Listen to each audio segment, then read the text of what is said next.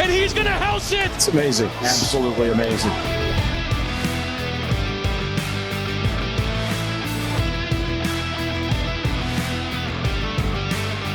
What's going on, everybody, and welcome to the Quick Six, your home for six picks, college and NFL. Brian, we are in week 17.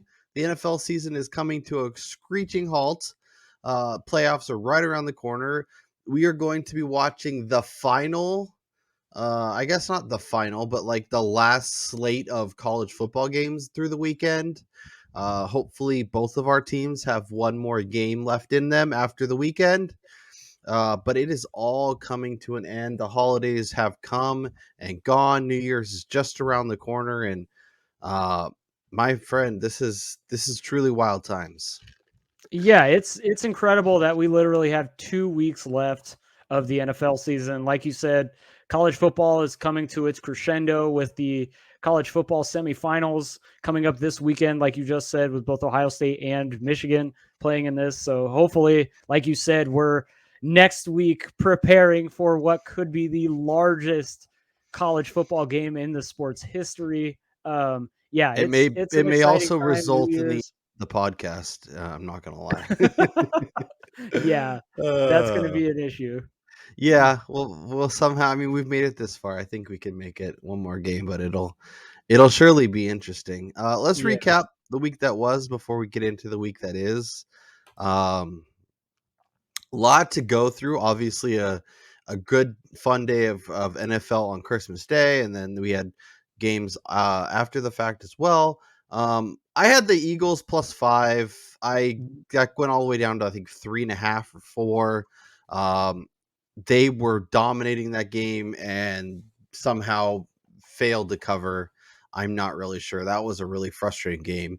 It was a good job by your Cowboys. I thought, offensively they looked much better than they had. Obviously, CeeDee Lamb finally showed up and did what he's capable of, and the defense is iffy Again, at best.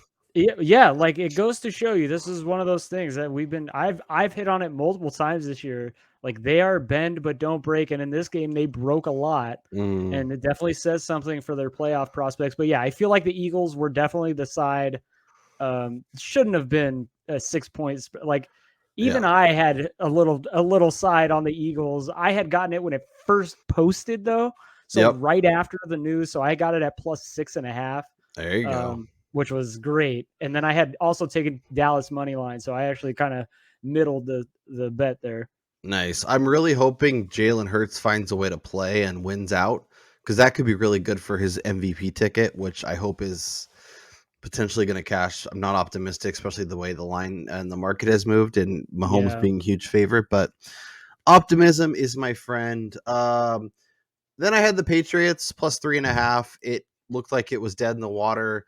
Then it had life, and Ramondre fumbles in the goal line, and that pretty much ended that one. And then the Falcons +7.5. I feel like it was the right side, but Baltimore still found a way to cover. Very un-Baltimore like. So it was a bad week all around. Don't love, I would probably do the Patriots again. I'd probably do the Eagles again. Those games ended weird, but the Falcons were definitely frustrating for sure. Your card, much of the same. Vikings -3.5. Of course, they win by 3. What is wrong with the Vikings? I don't think they're that good. Well, I know they're not that good, but like the Giants aren't good at all. Like this is not. I think the Giants are like the NFC version of the Raiders, whether they pull you down into their crap and make you kind of have to be. Yeah, they do weird stuff. They're playing with AFL, not 1960s AFL, with AFL, the league that folded already. Wide receivers, like this team is defunct of all offensive talent. So how do they keep pace with these teams? Daniel Jones, man, give him the MVP trophy right now. Seahawks team total, that was a great call on your part. They, I think, scored 10 total points, so easy. And then the Tampa, that was, my God, disgusting. My God, I knew I had a bad feeling because when that's the final game, so many people's teasers and parlays and other stuff is all Comes down to tied to that, it. yeah. And when that's the case, it never works out. Uh, so 30 and 21 on the season, dipped below 60% for the first time on the year, which is not ideal, but I'm going to get it back up there. And then 22 and 28 for you. So, overall decent season for both of us. Been pretty good for me. You've been challenging me some weeks. We have a bunch of other picks for you, however, though, and including 2 picks for the college football playoff, and then 4 picks for the NFL. So let's start with the CFP, and I'll go first. And I am going to take your Michigan Wolverines minus the 7.5 versus TCU. TCU is a great team, a great story. They've had a phenomenal year. Max Duggan's one hell of a quarterback, but the bloom has kind of come off the rose a little bit. This is a team that has been losing gas down the stretch, and Max Duggan's just done a lot. I think you guys are very similar to Kansas State, only much better version of that. And we've seen Kansas State both times give them a real shot. And if the quarterback didn't get hurt, I think Adrian Martinez in the first game, they probably beat TCU, and TCU is probably not here. Also, in the last 5 years of the CFP, favorites are 9-1 straight up and 7-3 against the spread. So when favorites win, they cover a majority of the time. So I think Michigan wins here. I think Michigan wins big time. And we've seen it throughout the bowl games kind of in general. The teams that have won and that were favorite have covered by significant margins. And the teams that were underdogs, if they covered, typically they're winning and winning by a lot. So if you like a team, you got to take that money line. So if you like TCU, think they can hang in this, take them on the money line, because there's a chance that if they hang around, they're going to win, and that's just kind of how it's gone all year long. So, but I think Michigan's going to do enough. I think the offense is primed. I think the defense is legit, and I think Max Duggan's going to try and do one too many things, and the Wolverines are going to be headed to the college football championship, my friend. As much as I'm excited for that, like I wanted to go here, but it's just hard being a fan of the team. And I did want to so Michigan's won 10 of their 12 games by more than this line. So, I mean, it's kind of the writings on the wall here. And TCU is basically a 2-man show on offense with Max Duggan and Quentin Johnson. And it's a lot of jump balls for them. And one thing Michigan has done kind of well this year is limited the big plays, which have kind of plagued them in the past. They do well getting to the quarterback. Like you said, I think this is going to be an issue. It's going to be an uphill battle for TCU pretty much all day. Yep. So I think you run all over them. I think the defense plays well, and I think you win by double digits. Your pick for the college football playoff: Ohio State Buckeyes, Georgia Bulldogs over 62.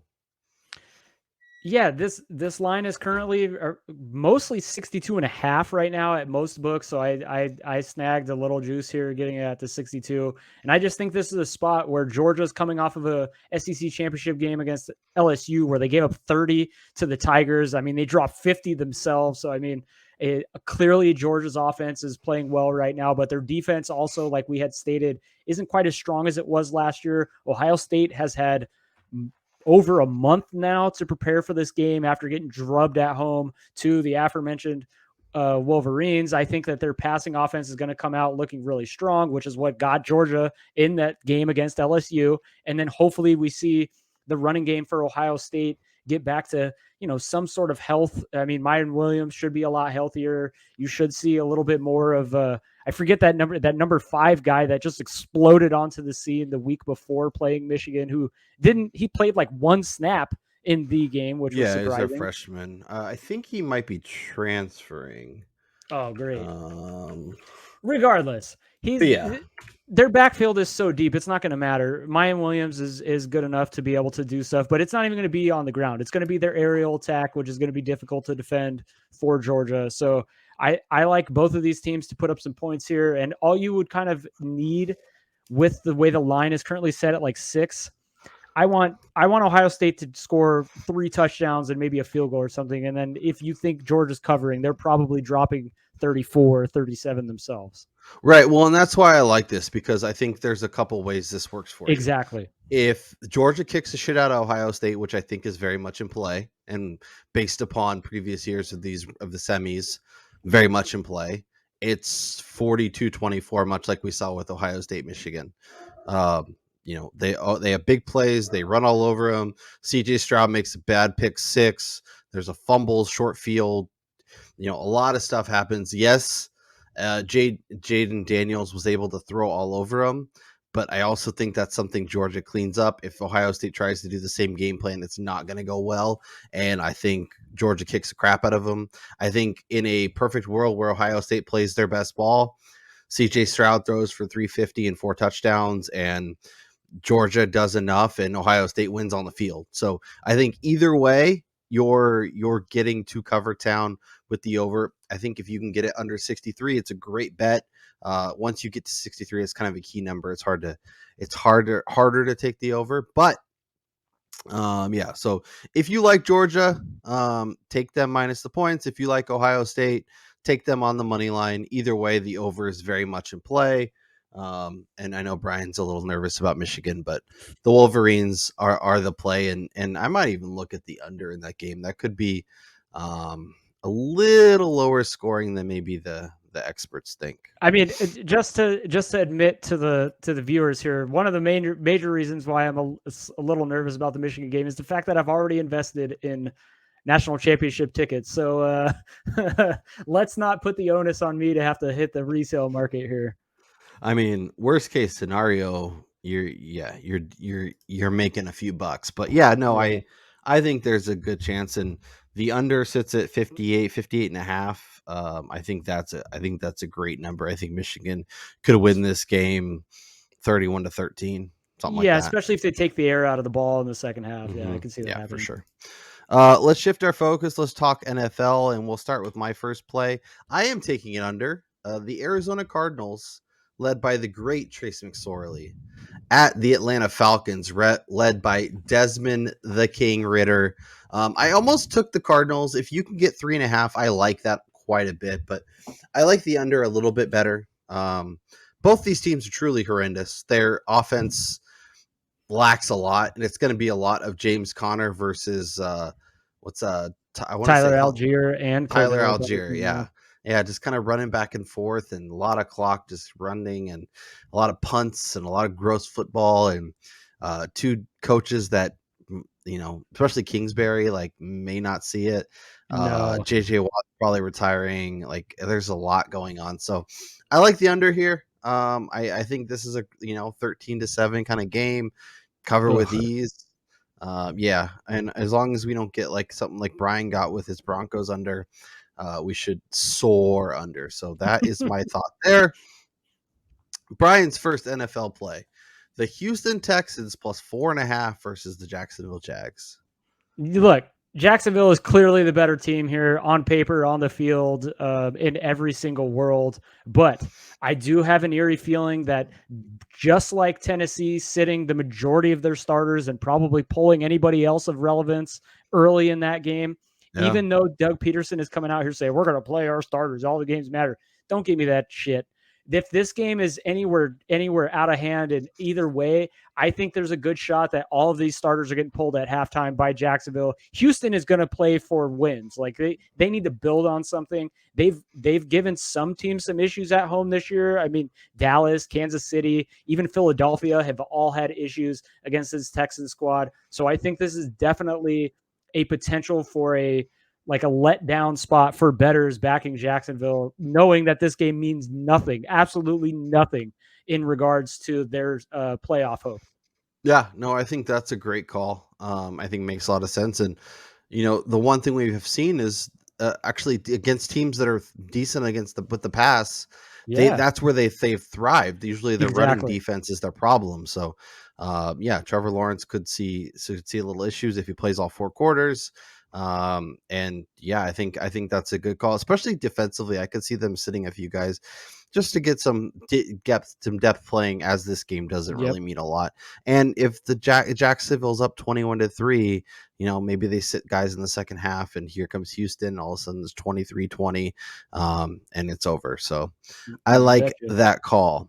I am going to take the San Francisco 49ers minus the 10 against Jared Stidham and the Las Vegas Raiders. I think the Niners are still in play for the 2 seed. They're trying to compete with Minnesota. I think the Raiders are a dead team walking. Obviously, Derek Carr is not going to play. Poor Devontae Adams. He is going to have no shot catching balls from Stidham.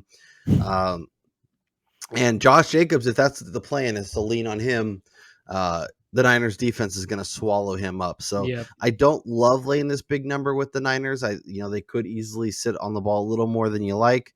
But I think the defense will make a few plays. It could have an easy pick six, and win this game like 27-3 and cover this number with some efficiency. So I like the Niners quite a bit. I think something else you can't ignore is the fact that according, it was like Tick Picks or Tickets Wise or some crap is saying that 60% of the fans are expected to be 49er fans in Vegas this weekend. So it's going to be very red. The average door price is like $500 now. It's the most expensive game of the season. Yeah, so they will be out in full force. Niner fans travel well, and I think that's another feather in their cap. Your third and final pick is the Steelers plus 2.5 at the Baltimore Ravens. Yeah, this has just kind of been the history between these two teams. Steelers and Ravens always play close affairs. I think the last time they played this year, it was 16-14. Yeah.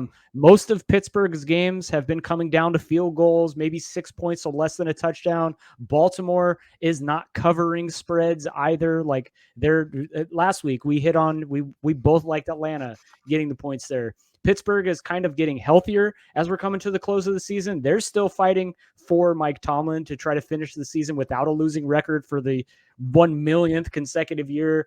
And, Baltimore is kind of locked into the playoffs already, but these two teams, when they play this late in the season, is always extremely close. I expect this to be a game that is won by field goals, and both Boswell and Justin Tucker are incredible. I just think that this is going to be, like you said earlier, with that Falcons and Cardinals game at 13-10 or 13 to like maybe 11 game with a 2-point conversion, or 14-13, just some weird off the wall score with Pittsburgh covering.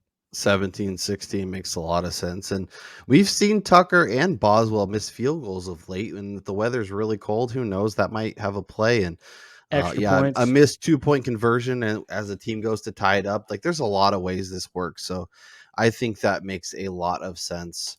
And it's also of note, before getting off that game, Pittsburgh's won 4 of the last 5 games dating back to the beginning of 2020 here, with Baltimore winning this year 16-14. So I mean, all of the trends are in the Steelers' favor.